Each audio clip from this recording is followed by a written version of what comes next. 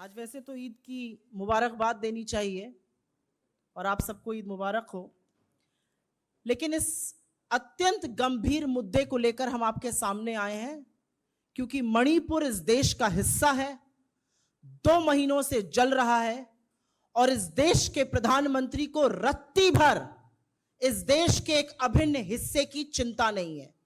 असलियत तो यह है कि नफरत से बड़ा तानाशाह प्यार से डरता है और प्यार के विरोध में खड़ा है। प्रधानमंत्री ने 2 महीनों से मणिपुर की कोई सुध नहीं ली, प्रचार प्रसार करते रहे, चुनाव में अपना बूथ मजबूत कराते रहे, अमेरिका इजिप्ट घूमते रहे। गृह मंत्री ने पड़ला झाड़ लिया, 130 से ज्यादा लोग की मौत हो चुकी है, हजारों लोग मजबूर हैं, कैंप में रहने के लिए विस्थापित हो चुके हैं, स्कूल कॉलेजेस हजारों बिल्डिंगें जलकर राख हो गई हैं। और जब राहुल गांधी जी ने ठाना कि उनको वहां जाना है और वहां जाकर भारत जोड़ो को जारी रखना है, तो उनके रास्ते में अवरोध, उनके रास्ते में रोड़ा बनने का काम क्यों कर रही है भारतीय जनता पार्टी की मणिपुर की सरकार? और यह सारा काम केंद्र की मोदी सरकार के इशारे पर हो रहा है और इसका एक ही फलसफा है, राहुल गांधी जी वहां क्यों जा रहे हैं? राहुल गांधी जी वहां पर टूटे बिखरे सपनों को सजोने के लिए, जिन लोगों का विश्वास हिल गया है, जिनके मन में शंका है, उनमें विश्वास जगाने के लिए, प्यार जताने के लिए, लोगों के आंसू पोंछने के लिए, लोगों को यह विश्वास दिलाने के लिए कि हम आपके साथ इस दुख की घड़ी में खड़े हैं और हम हर कीमत पर दुख की इस घड़ी में पार हो जाएंगे।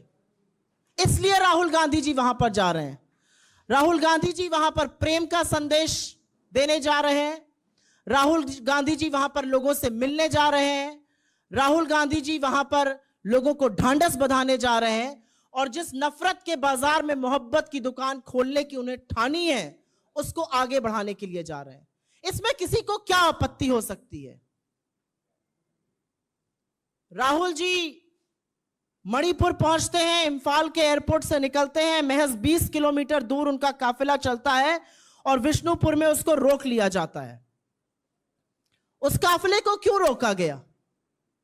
पहले इसी प्रशासन ने कहा आप बाय रोड जा सकते हैं, उस काफिले को रोका जाता है और जिन लोगों में थोड़ी सी आशा और थोड़ी सी उम्मीद जगी थी, तो कोई तो है जो हमारे साथ खड़ा है, वहां लोग आ जाते हैं, वहां गांव के लोग इकट्ठे हो जाते हैं और उन गांव की महिलाओं पर बर्बरता और निरंकुश पुलिस टीयर गैस के गोले दागती है। ये मणिपुर के लोग हमारे देश का हिस्सा हैं, ये हमारे भाई बहन हैं, जिनसे इस देश का एक बेटा उनकी खैर खबर लेने जा रहा है, उनको प्यार जताने जा रहा है, उनको यह विश्वास जताने जा रहा है कि आप हमारे देश का एक अभिन्न हिस्सा हैं, आप भारत का एक अभिन्न हिस्सा हैं और परीक्षा की इस घड़ी में हम आपके साथ खड़े हैं। वहां से उनको रोक दिया जाता है और प्रशासन जिसने परमिशन दी थी, ऑब्वियसली उनके पास ऊपर से फोन आता है, उनके पास तानाशाहों का फोन आता है और प्रशासन उनसे कहता है कि नहीं, अब आप ऐसे नहीं जा सकते, अब आप हवाई जहाज से जाइएगा। वो जैसे भी जाएंगे, वो जाएंगे जरूर। और मुझे ऐसा लगता है कि प्रशासन ये रोककर कहीं ना कहीं ये साबित कर रहा है कि वो कितना डरते हैं। नफरत करने वाले लोग मोहब्बत से क्यों डरते हैं, प्यार से क्यों घबराते हैं? प्रधानमंत्री के पास मेरा बूथ सबसे मजबूत करने का टाइम है, अमित शाह जी के पास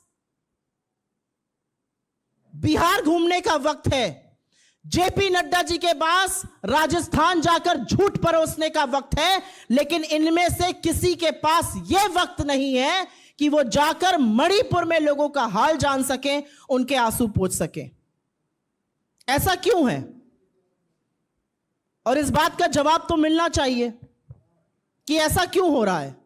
ऐसा इसलिए हो रहा है क्योंकि तानाशाह घबराता है।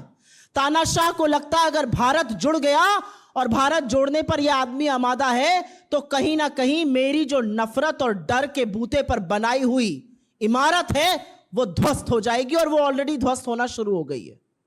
तो हम जितनी भर्त्सना करें इसकी कम है।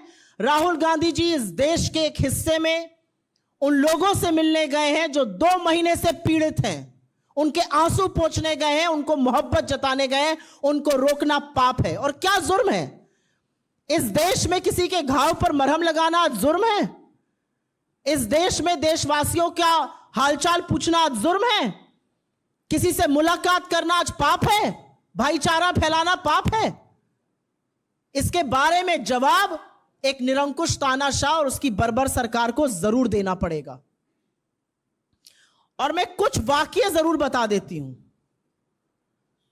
आज 2 महीने हो गए मणिपुर में प्रधानमंत्री के मुंह से हिंसा की भर्त्सना और शांति की अपील नहीं निकली।